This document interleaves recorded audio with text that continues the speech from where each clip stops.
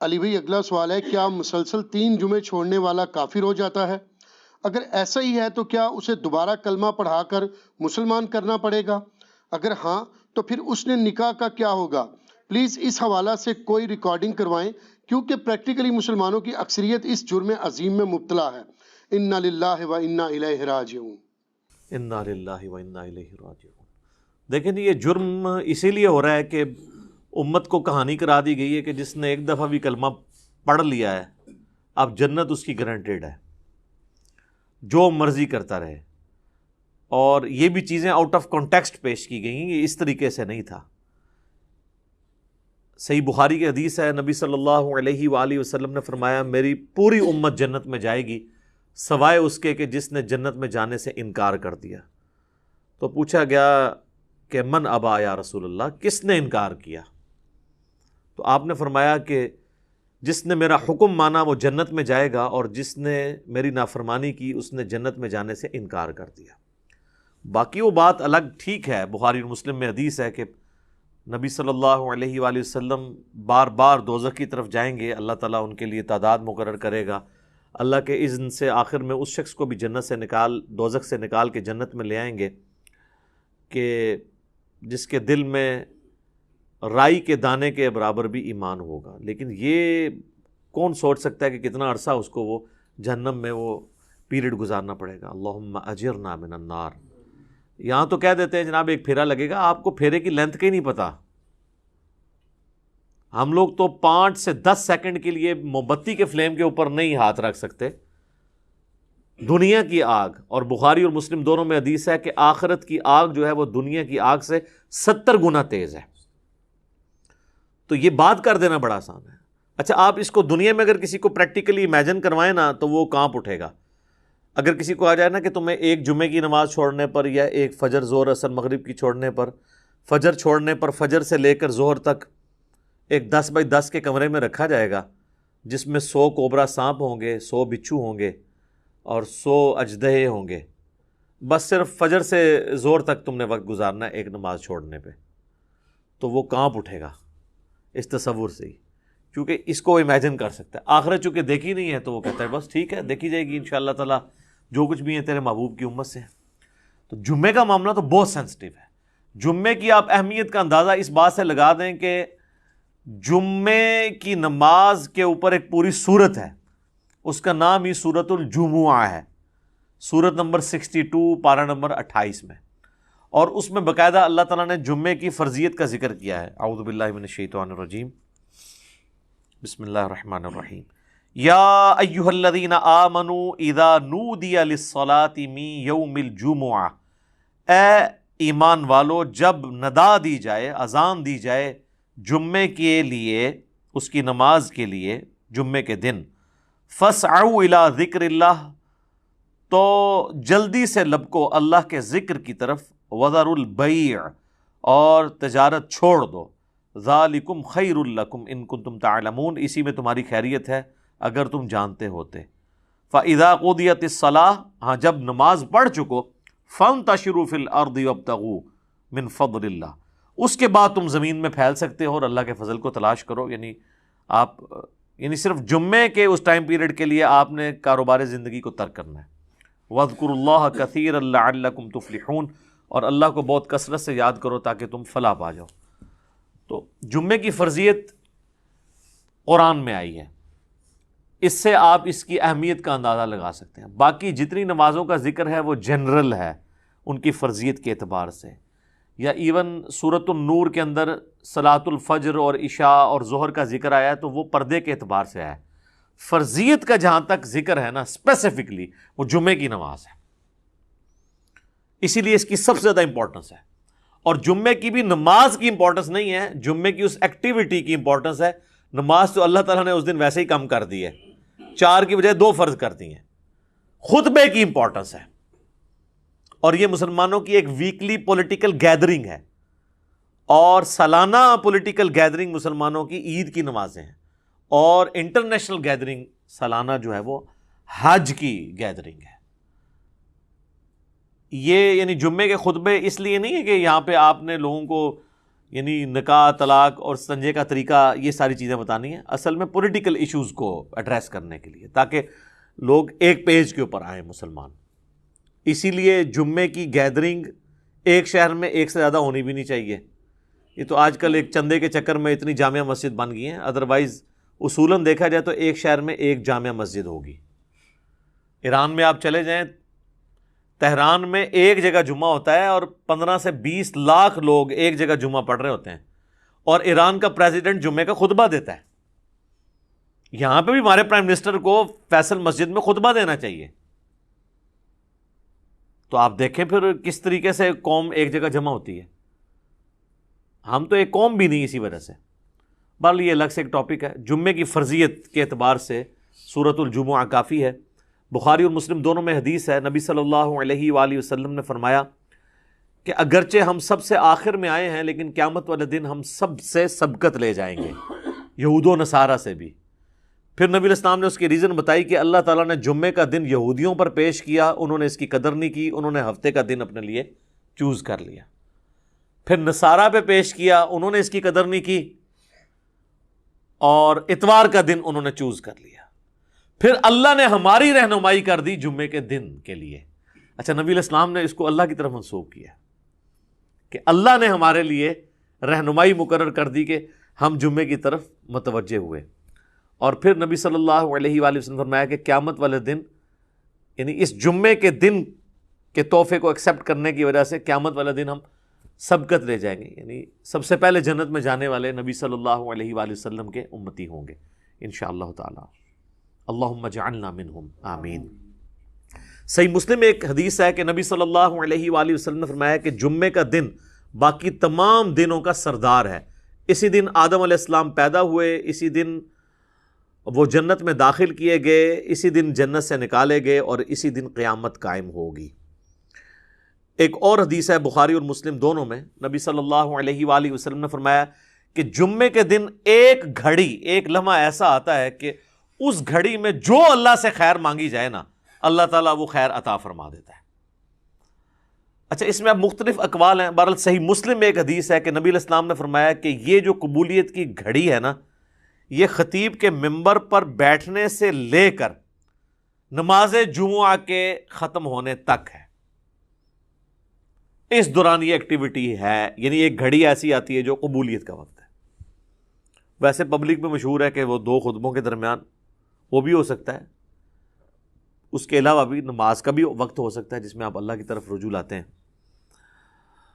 اس لیے آپ دیکھیں کہ بخاری اور مسلم دونوں میں حدیث ہے، نبی صلی اللہ علیہ وآلہ وسلم نے فرمایا جو جمعے والے دن سب سے پہلی گھڑی میں آتا ہے اسے اونٹ نحر کرنے کا ثواب دیا جاتا ہے، جو اس کے بعد آتا ہے اسے ایک گائے ذبح کرنے کا ثواب، جو اس کے بعد آتا ہے اسے ایک بھیڑ یا بکری ذبح کرنے کا ثواب، جو اس کے بعد آتا ہے اسے ایک مرغی ذبح کرنے کا ثواب، اور جو بالکل اینڈ پہ آتا ہے اسے انڈا صدقہ کرنے کا ثواب۔ اور پھر اس کے بعد الفاظ ہے کہ اس کے بعد فرشتے رجسٹر بند کر دیتے ہیں جب خطیب ممبر پہ چڑھ جاتا ہے، یعنی یہ ساری گھڑیاں خطیب کے ممبر پہ چڑھنے سے پہلے ہیں، اور پھر فرشتے جو ہیں وہ بھی الذکر سننا شروع کر دیتے ہیں۔ الذکر یعنی جو خطیب خطبہ دے رہے ہیں، بشرطے کہ وہ ذکر ہو، کہانیاں نہ ہو۔ الذکر تو پھر سر یہی ہے، انا نحن نزلنا الذکر وانا لہ لحافظون۔ صحیح مسلم میں حدیث ہے کہ نبی علیہ السلام کے جمعے کا خطبہ جو ہے وہ قرآن ہی ہوا کرتا تھا۔ 4 حدیثیں اوپر تلے۔ ایک صحابیہ کہتی ہے کہ میں نے حضور علیہ السلام سے جمعے کے خطبے میں اتنی دفعہ سورہ قاف جو پارہ نمبر 26 میں آتی ہے سنی کہ مجھے زبانی یاد ہو گئی۔ اب ہر جمعے میں وہ ظاہر تذکیر والی صورت ہے تو وہ الذکر سننا شروع کر دیتے ہیں، اور پھر اس کے بعد جو آتا ہے نا، پھر اسے نارمل صرف نماز کا ثواب ملتا ہے، جو ایکسٹرا آرڈنری ثواب ہے نا جمعے کا وہ ختم ہو جاتا ہے۔ اچھا، اسی حدیث میں الفاظ ہیں کہ جو پہلی گھڑی میں آئے اس کے لیے ثواب، پھر اس میں نبی علیہ السلام نے یہ بھی فرمایا کہ پھر جتنا مقدر ہو تم نماز ادا کرو، یعنی جمعے سے پہلے آپ 2 4 6 8 10 جتنی مرضی نفلی رکعتیں پڑھ سکتے ہیں۔ اچھا، اس میں ایک حدیث ضعیف بھی پیش کی جاتی ہے ابو داؤد کی کہ جمعے والے دن مکروہ وقت کوئی نہیں ہوتا، وہ روایتی کمزور ہے، اس کا تو آپ نے بہرحال خیال رکھنا ہوگا۔ وہ جو 5-7 منٹ ہوتے ہیں جب سورج اپنے ٹریک میں بالکل سینٹر میں ہوتا ہے. جسے آپ زوال کہتے ہیں وہ زوال نہیں ہوتا, وہ ضحبہ کبریٰ ہوتا ہے. زوال آفتاب تو کہتے ہیں آپ ظہر کا وقت شروع ہونے کو ہے, یعنی سورج گرنا شروع ہو جائے مغرب کی طرف, سینٹر سے ذرا سا ہٹے گا تو مکروہ وقت ختم ہو جائے گا. ایگزیکٹ سینٹر میں آپ سمجھ لیں وہ جو 5-7 منٹ ہیں وہ مکروہ وقت ہے. اس سے پہلے بھی آپ نفلی نماز پڑھ سکتے ہیں, اس کے بعد بھی ایگزیکٹ اس وقت نہیں پڑھ سکتے. تو جتنی مقدر ہو پڑھو. البتہ بخاری اور مسلم میں حدیث ہے کہ جب خطیب جو ہے وہ خطبہ دے رہا ہو نا تو پھر آپ نے 2 رکعتیں پڑھنی ہیں, اور اس وقت تک نہیں بیٹھنا جب تک وہ 2 رکعتیں نہ پڑھ لیں. یہ جمعے کے دن کا پروٹوکول ہے, عام نمازوں کے لیے نہیں ہے. اور 2 سے زیادہ پھر نہیں پڑھنی جب خطبہ شروع ہو جائے, کیونکہ اصل مقصد تو خطبہ سننا ہے. اور اگر خطبہ شروع نہیں ہوا تو صحابہ کا جو معمول ہے وہ کم از کم 4 رکھتے تھی جمعے سے پہلے, کم از کم 2 تو پڑھنی ہی پڑھنی ہے آپ نے. اور بعد میں صحیح مسلم میں آتا ہے کہ جس نے جمعے کے بعد نماز پڑھنی ہے وہ 4 رکعتیں پڑھے. 2 کر کے بھی پڑھ سکتے ہیں اور اکٹھی 4 بھی پڑھ سکتے ہیں, دونوں طریقے سے ثابت ہے. تو یہ جمعے کی رکعتیں میں نے بتا دی, یعنی ٹوٹل کتنی ہوئی 8. 2 سنتیں پہلے, 2 فرض اور 4 سنتیں بعد میں. اور اگر آپ نے پہلے 4 سنتیں پڑھنی ہیں تو پھر 10 ہوگی. تو نبی صلی اللہ علیہ وآلہ وسلم نے یعنی یہ ترغیب دلائی ہے کہ جمعے والے دن خطیب کے ممبر پہ چڑھنے سے پہلے پہنچ جائیں. اب حنفیوں کی چونکہ تقریر انہوں نے لادہ کر لی ہوئی ہے, تو حنفیوں کے لیے یہ نہیں ہوگا کہ عربی خطبہ سننا ہوگا. وہ بھی جب ممبر پہ خطیب چڑھتا ہے نا اردو خطبے کے لیے, تو اس کے بعد رجسٹر ان کے بند ہو جائیں گے. اب چونکہ انہوں نے اپنے پبلک کو پڑھایا ہوا ہے کہ یہ تقریر جو ہے یہ لادہ سے ہے, اصل عربی کے خطبے ہوتے ہیں, پھر لوگ کہتے ہیں پھر اصل ہی آگے سنیں گے جو ہمیں بھی سمجھنا ہے. اور معذرت کے ساتھ جو پڑھ رہے ہوتے ہیں ان کو بھی نہیں سمجھ ہوتی کہ وہ پڑھ رہے کیا ہیں. حقیقت بات ہے, کئی جو ائمہ ہیں آپ ان سے کہنا یہ جو تم نے عربی خطبہ پڑھا اس کا ترجمہ بتاؤ کیا ہے. تو جب پڑھنے والے کو بھی نہیں پتا تو سننے والے کو کیا پتا ہوگا. اس لحاظ سے اہل حدیث نے یہ ٹھیک کیا ہے کہ انہوں نے خطبے تو 2 ہی رکھے, اور اللہ کی حمد اور درود کو عربی میں رکھا. باقی انہوں نے جو واعظ اور تقریر جو مقصد تھا تذکیر کرنا اسے اپنی نیٹو لینگویج میں کر دیا, اردو کے اندر, انگلش کے اندر. یہی طریقہ ٹھیک ہے. تو حنفیوں نے وہ تقریر ایک تیسرا خطبہ ایڈ کر دیا, اور وہ بھی پھر بیٹھ کے شروع ہو گیا. حالانکہ خطبہ تو کھڑے ہو کے ہوتا ہے جمعے کا, بیٹھ کے تو آپ دے نہیں سکتے. اور اس میں آپ نے سہارا لے کے کھڑا ہونا ہے. وہ کھڑا سہارا ہو کے اس لیے ہوتا ہے کہ تقریر تھوڑی لمبی ہو تو آپ مطلب سہارا لے سکیں. انہوں نے بیٹھ کے خطبہ شروع کر دیا, تو یہ بھی ایک خلاف سنت چیز ہے. بہرحال جمعے کی نماز کی امپورٹنس اس حوالے سے آپ نے ذہن میں رکھنی ہے. باقی جمعے میں جمعے کی نماز اور اس کی تقریر کے علاوہ 2 اعمال ایسے ہیں جو اسپیسیفکلی اہمیت کے حامل ہیں. المستدرک للحاکم میں صحیح سند سے یہ حدیث ہے, مشکات کے اندر بھی موجود ہے, کہ جو شخص سورۃ الکہف کی تلاوت کر لے جمعے کے دن تو اگلے جمعے تک اس کے لیے ایک نور اللہ کی طرف سے مقرر ہو جائے گا.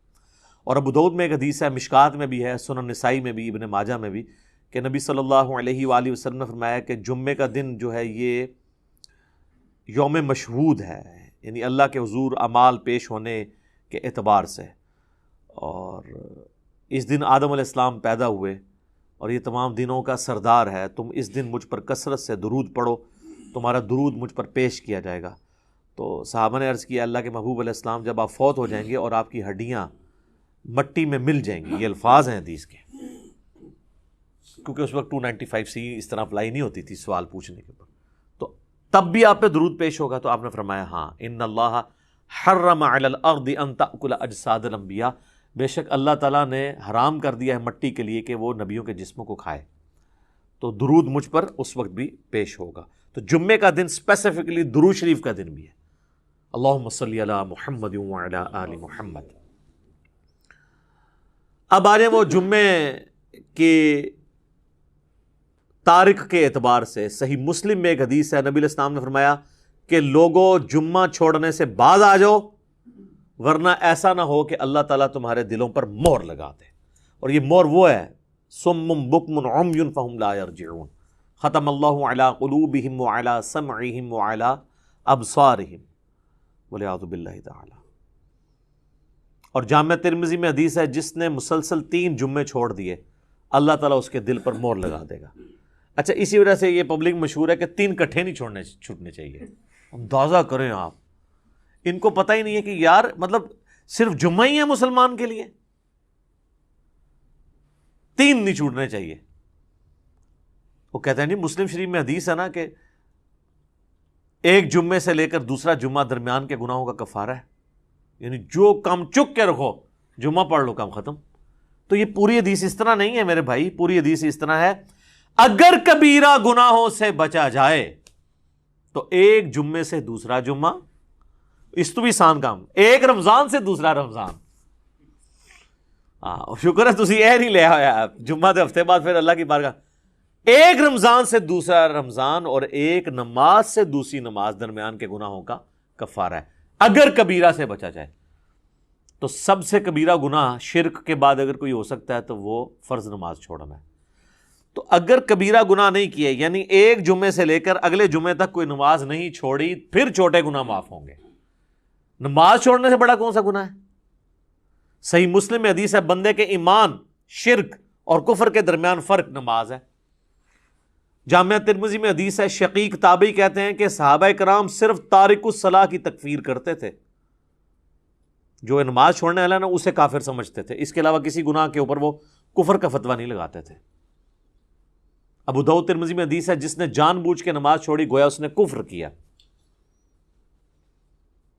یہ تو بڑا سینسٹیو معاملہ ہے، کفر اور شرک کے درمیان فرق جب نماز ہے۔ اور اس سے بھی بڑھ کر سورۃ الروم کی وہ جو آیت ہے، منیبین الیہ، رجوع لاؤ اللہ کی طرف، وَأَقِیمُوا الصَّلَاةَ وَلَا تَکُونُوا مِنَ الْمُشْرِکِینَ، اور نماز کو قائم رکھنا، دیکھنا مشرکوں میں سے نہ ہو جانا۔ نماز چھوڑنے والے کو اللہ تعالیٰ فرمایا گویا کہ وہ مشرک ہے۔ پاکستان کے شناختی کارڈ میں مسلمان ہے، اللہ کے ہاں وہ عملاً مشرک ہے، عملاً کافر ہے۔ ہاں ٹھیک ہے، ہم عقیدے میں فتویٰ نہیں لگاتے، باقی اس کا اور اللہ کا معاملہ ہے۔ پھر سنن ابن ماجہ میں حدیث ہے، ابو درداء اصحاب صوفہ میں سے ہیں، وہ کہتے ہیں کہ نبی علیہ السلام نے، بڑے پیارے الفاظ ہیں، میرے خلیل نے مجھے 3 وصیتیں کی تھی۔ نمبر 1، اللہ کے ساتھ شرک نہ کرنا، خواہ تمہارے ٹکڑے ٹکڑے کر دیے جائیں یا تمہیں آگ میں جلا دیا جائے۔ نمبر 2، کبھی نماز، فرض نماز نہ چھوڑنا، ورنہ اللہ کے ہاں تمہارا ذمہ اٹھ جائے گا، یعنی اللہ کو پھر کوئی پرواہ نہیں۔ اور نمبر 3، شراب نہ پینا، تمام گناہوں کی چابی شراب ہے۔ یہ 3 وصیتیں ابو درداء کہتے ہیں کہ نبی علیہ السلام نے مجھے کی تھی۔ پھر مسند امام احمد میں وہ حدیث ہے کہ نبی صلی اللہ علیہ وآلہ وسلم فرمایا کہ جو شخص نماز پڑھنے والا ہے، قیامت والے دن اس کی نماز اس کے لیے دلیل ہوگی، نور ہوگی اور نجات کا ذریعہ ہوگی، اور جو نماز چھوڑنے والا ہے اس کے لیے نہ کوئی نور ہوگا، نہ نجات کا کوئی سبب ہوگا، نہ اللہ کے حضور کوئی حجت ہوگی پیش کرنے کے لیے، اور اس کا حشر فرعون، قارون اور حامان کے ساتھ ہوگا، والعیاذ باللہ تعالی۔ اور ایک اور حدیث ہے سنن ابی داؤد میں کہ قیامت والے دن سب سے پہلے نماز کے بارے میں سوال کیا جائے گا، اور پھر فرمایا کہ جس کی نماز درست نکل آئی اس کے باقی معاملات آسان ہو جائیں گے، اور جس کی نماز ہی غلط نکلی اس کے بعد کے معاملات اس سے زیادہ مشکل ہو جائیں گے۔ پھر اسی حدیث میں الفاظ ہیں کہ اگر کسی کے فرائض میں کوئی کوتاہی رہ گئی تو اللہ تعالیٰ فرشتوں سے کہے گا کہ میرے بندوں، اس بندے کی کوئی نفلی عبادت دیکھو، جو ہم سنت پڑھتے ہیں، یعنی 12 سنت موقعہ نفلی عبادت ہے، تو فرائض کی کمی اس سے پوری کر لی جائے، لیکن فرض کے اوپر کوئی کمپرومائز نہیں ہے۔ لہٰذا یہ جمعے کے معاملے کو اتنا ہلکا جاننا اور کہنا جی بس ٹھیک ہے دیکھی جائے گی، کوئی فرق نہیں پڑتا۔ اور حقیقت بات تو یہ ہے کہ علماء عرب تو آپ کو پتہ ہے کہ نماز چھوڑنے والے کی تکفیر کرتے ہیں، اور ان کے فتوے کے تحت تو پھر ظاہر ہے کہ نکاح بھی ٹوٹ جائے گا، جو انہوں نے پوچھا نکاح تو ٹوٹ جائے گا ظاہر ہے۔ اور ایسی عورت کو تو ایسے مرد سے بالکل طلاق لے لینی چاہیے، اس کو دھمکی لگائے کہ یا تو نماز شروع کر، جمعے کی نہیں عام نماز بھی، ادروائز دیکھیں نا جی، اب یہ تو نہیں کہ آپ نے صرف کلمہ پڑھ لیا تو آپ مسلمان تصور ہو جائیں گے، یعنی اسلام 3 چیزوں کا نام ہے نا، اقرار باللسان، زبان سے اقرار کرنا، وتصدیق بالقلب، اور دل سے تصدیق کرنا، وعمل بالجوارح، اور اپنے اعمال کے ساتھ، جوارح کے ساتھ اس کو ایگزیکیوٹ بھی کرنا۔ جب میں آپ کو حدیث بتا رہا ہوں جامعہ ترمذی کی کہ صحابہ کرام علیہم رضوان تارک الصلاح کی تکفیر کرتے تھے، آپ نے عمر سیریز میں نہیں دیکھا کہ جب وہ جاتے ہیں جو مرتدین قبائل کی طرف، جن کی طرف ان کو خبر ملتی ہے کہ یہ مرتد ہوئے ہیں، تو وہ کہتے ہیں اذان دو، جواب میں اگر وہاں سے اذان کی آواز آتی ہے تو وہ پھر حملہ نہیں کرتے تھے، اور نہیں آتی تھی تو پھر وہ، یعنی وہ ان کے لیے جو ٹیسٹر انہوں نے رکھا ہوا تھا نا، چیک پوائنٹ، وہ نماز تھی. اب مجھے بتائیں صحابہ اگر اس وقت دنیا میں آ جائیں اور ہم جو اس وقت کلیم کر رہے ہیں کہ دنیا کا سب سے بڑا اسلامی ملک پاکستان ہے نا, کہتے ہیں انڈونیشیا کو بھی پیچھے چھوڑ دیا نا اب آبادی کے اعتبار سے, تو وہ پاکستان کے شناختی کارڈ میں جو لکھا ہے اس اعتبار سے تو واقعی سب سے بڑا ہے. لیکن اگر اس کو اللہ کے کرائٹیریا میں دیکھا جائے تو یہ کہاں پہ کھڑا ہوگا ملک؟ میرا خیال ہے پاکستان میں 1% سے بھی کم لوگ ہیں جو 5 وقت کی نماز پڑھتے ہیں, اور جمعہ پڑھنے والے بھی ہارڈلی 5% ہوں گے, 5 سے 10%. اور یہ یہاں پہ ایشو ہے, ورنہ سعودیہ میں آپ چلے جائیں تو آپ کو یہ ریشو 80% پلس نظر آئے گی. انڈونیشیا, ملیشیا میں 80% زیادہ لوگ عام نماز بھی پڑھتے ہیں. جمعہ چھوڑنے کا تو کوئی تصور ہی نہیں ہے وہاں پہ, کیونکہ وہاں پہ فقہ شافعی, اور فقہ شافعی کے تحت جو نماز نہیں چھوڑتا وہ کافر ہے. اور مجھے نہیں سمجھ آتی اس کو فقہ میں کیوں الجھا دیا انہوں نے کہ جی امام حنیفہ نے بھی کوئی ہلکی اس کی سزا نہیں بتائی ہوئی ہے. وہ کہتے ہیں جو تارک الصلاح ہے اسے قید کیا جائے گا یہاں تک کہ وہ نماز شروع نہ کر دے, پھر اسے چھوڑا جائے گا. تو یہ بھی سزا کوئی چھوٹی نہیں ہے. باقی 3 ائمہ تو کہتے ہیں کہ اسے قتل کیا جائے گا, وہ مرتدی اسے تصور کرتے ہیں تارک الصلاح کو. تو اب چونکہ سختی نہیں ہوئی ہے تو پھر آپ انجام دیکھ لیں. کہتے ہیں جی وہ سب سے زیادہ حنفی ہیں, اسی لیے سب سے زیادہ بے نمازی دنیا میں, کیونکہ آپ تکفیر نہیں کرتے بے نمازی کی. تو جب حنفی زیادہ ہوں گے تو بے نمازی زیادہ ہوں گے. حالانکہ اسے حنفی شافعیت کا مسئلہ ہی نہیں, یہ تو مسلم شریف میں حدیث ہے نا, یہ کوئی امام شافعی کا قول تو نہیں ہے. صحیح مسلم میں کتاب الایمان میں پہلے چیپٹر کے اندر یہ حدیث موجود ہے کہ بندے کے کفر اور اسلام کے درمیان فرق نماز ہے. اس حدیث کو تو مطلب امام شافعی یا احمد بن حنبل یا امام مالک کے کسی دھکے کی یا انہوں موڈا دینے کی ضرورت نہیں ہے نا, یہ حدیث خود ہی. اور اس سے بڑھ کر سورہ روم کی آیت وَأَقِیمُوا الصَّلَاةَ وَلَا تَکُونُوا مِنَ الْمُشْرِکِینَ, نماز قائم رکھنا اور دیکھنا مشرکین میں شامل نہ ہونا. تو جناب یہ جمعوں وغیرہ کے چکر سے ذرا باہر نکلیں. جمعے والی بات تو یعنی یہ تو بہت بڑی بات ہے. عام نماز بھی اگر کوئی شخص چھوڑتا ہے, تارک الصلاح ہے, تو وہ قانوناً تو اسلام کی روح سے تو وہ اسلام سے خارج ہو جائے گا, الا یہ کہ وہ توبہ کر لے.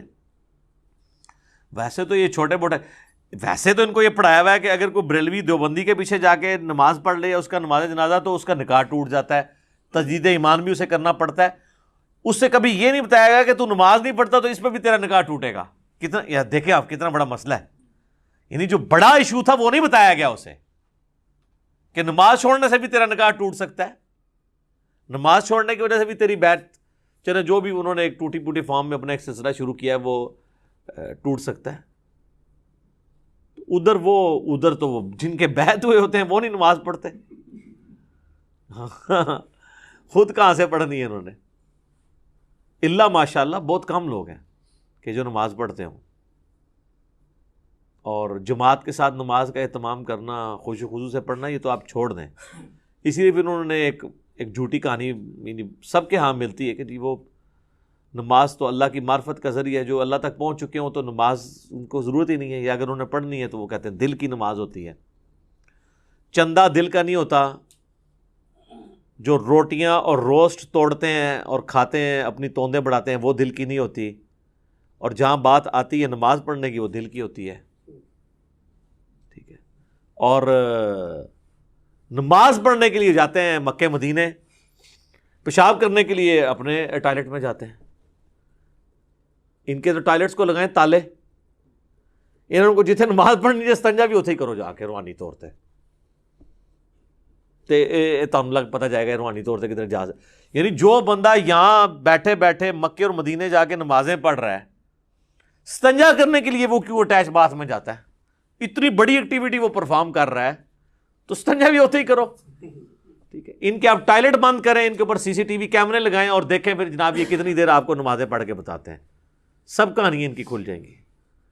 اور آپ کو تو ہم یعنی پریکٹیکل سولوشن دے رہے ہیں. دیکھیں یہ اب سائنٹیفک دور ہے, ادھر آپ نے ایشوز کو پیش کرنا ہے تو آپ نے ایک بکش فارم میں پیش کرنا ہے کہ ہاں یہ اس طرح نہیں اس طرح ہے. ٹھیک ہے. اور میں آپ کو بتاؤں یہ جو معجزات اور کرامات کو ہم مانتے ہیں لیکن یہ کسی کے اختیار میں نہیں ہے, الا ایک انبیاء کے ساتھ معجزات اٹیچ ہیں. کرامت اللہ تعالیٰ جس کے اوپر ظاہر کرتے ہیں. یہ جس طرح سپر مین اور ٹارزن بنا کے پیش کرتے ہیں نا بزرگوں کو, تو چونکہ ان کے دعوے ہیں نا تو کر کے بتائیں. نبی علیہ السلام سے اگر نبی علیہ السلام اللہ کا پیغمبر ہونے کا دعویٰ کر رہے تھے تو جب ان سے یہ بات کی جاتی تھی تو وہ فزیکلی سب کے سامنے کرتے تھے. بخاری مسلم میں حدیث ہے, ایک بارش نہیں ہو رہی تھی تو ایک صحابی نے کھڑے ہو کر کہا یا رسول اللہ کے حضور دعا کریں. وہ کہتے ہیں ہم چلچلاتی دھوپ میں گئے ہیں اور واپس آئے ہیں تو بارش شروع ہو گئی تھی, اور اتنی بارش ہوئی کہ اگلے جمعے تک ہوتی رہی, اور اگلے جمعے وہی شخص دوبارہ کھڑا ہوا کہ یا رسول اللہ آپ دعا کریں کہ ہماری ارد گرد زمینوں پہ تو بارش ہو, ہمارے گھروں پہ نہ ہو, گھر کی چھتیں ٹپکنا شروع ہو گئی ہیں. تو نبی علیہ السلام نے اپنی مبارک انگلی سے یوں اشارے کیے اور وہ بادل پھٹنے شروع ہو گئے. ٹھیک ہے, اور وہ کہتے ہیں جب ہم اگلے جمعے کے لیے گئے بارش میں تھے تو واپس آئے تو دھوپ تھی. تو میرے بھائی یہ یعنی نبی علیہ السلام نے تو سب کچھ کر کے بتایا نا. آپ کا جن بزرگوں کے بارے میں کلیم ہے تو ہم ان کو سائنٹیفکلی اس طرح چیزوں پہ چیک کریں گے, یہ سب کے سامنے فزیکلی کر کے بتائیں گے. اور میں آپ کو بتاؤں نبی علیہ السلام کی نبوت کو جسٹیفائی کرنے والی سب سے بڑی چیز یہ ہے کہ ہزاروں کیمرے آپ کے اوپر فٹ تھے. یہ جو آپ کے صحابہ تھے سفر و حضر ہر وقت آپ کے ساتھ تھے. اگر آپ کے کریکٹر میں کہیں ذرا سی بھی جھول ہوتی نا تو آپ کی وفات کے بعد آپ کے وہ ساتھی جو جانثار ہمیشہ سے آپ کے ساتھ تھے, ایک تو وہ تھے نا جو فتح مکہ پہ طلقاء بنے, معافیاں مانگی, اور ایک حضور کا غلبہ دیکھ کے اسے ایک سردار کا غلبہ تصور کرتے ہوئے اذا جاء نصر اللہ والفتح کے تحت وہ اسلام میں داخل ہو گئے. وہ موٹیویشنل تو ان کا ایمان نہیں تھا, لیکن جو سابقون الاولون جو شروع سے حضور کے ساتھ اٹیچ تھے, جو بندہ ساتھ اٹیچ ہوتا ہے نا جی اس کو اس بندے کی کمزوریاں اور خوبیاں پتہ ہوتی ہیں. کہیں نہ کہیں بندہ ایکسپوز ہو جاتا ہے. جس کے ساتھ ہزاروں لوگ اٹیچ ہوں اور حضور کی وفات کے بعد ان میں سے کوئی بندہ ٹس سے مس نہ ہو, اور کمٹمنٹ کا یہ لیول ہو کہ ہزاروں لوگ جب اس دین کو چھوڑ جائیں تو چند مٹھی بھر لوگ اتنے کانفیڈنٹ ہوں کہ ہمارے نبی نے ہم سے وعدہ کیا تھا کہ رومن اور پرشین امپائر گرے گی, ہم تھوڑے سے ہی لیکن ہم ٹکرائیں گے, اللہ ہمیں فتح دے گا. یہ کانفیڈنس لیول ہو, یہی نبی علیہ السلام کی یعنی نبوت کی صداقت ہے. یہ دلیل ہے سب سے بڑی. تو نبی علیہ السلام پہ ہزاروں کیمرے فٹ تھے. کہیں آپ کے کریکٹر میں کوئی جھول ہوتی, آپ کی بیویوں کے ذریعے باہر نکل سکتی تھی بات, آپ کے دوستوں کے ذریعے باہر نکل سکتی تھی, اور آپ جن بزرگوں کو مانتے ہیں ان کی کیا کیا باتیں باہر نکلتی ہیں.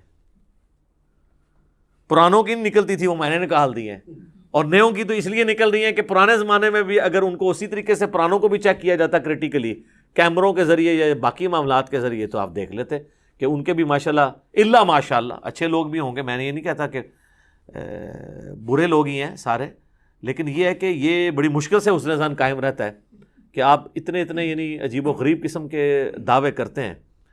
اور آپ دیکھ لینا وہ ہمارے بھائی نے انڈرسٹینڈ اسلام کے اوپر وہ جو ویڈیو اپلوڈ کی ہے کہ بزرگ جو ہیں وہ استنجے کے لیے پتھر مانگ رہے ہیں تو وہ جس چیز کی طرف جاتا ہے وہ سونا بن جاتا ہے.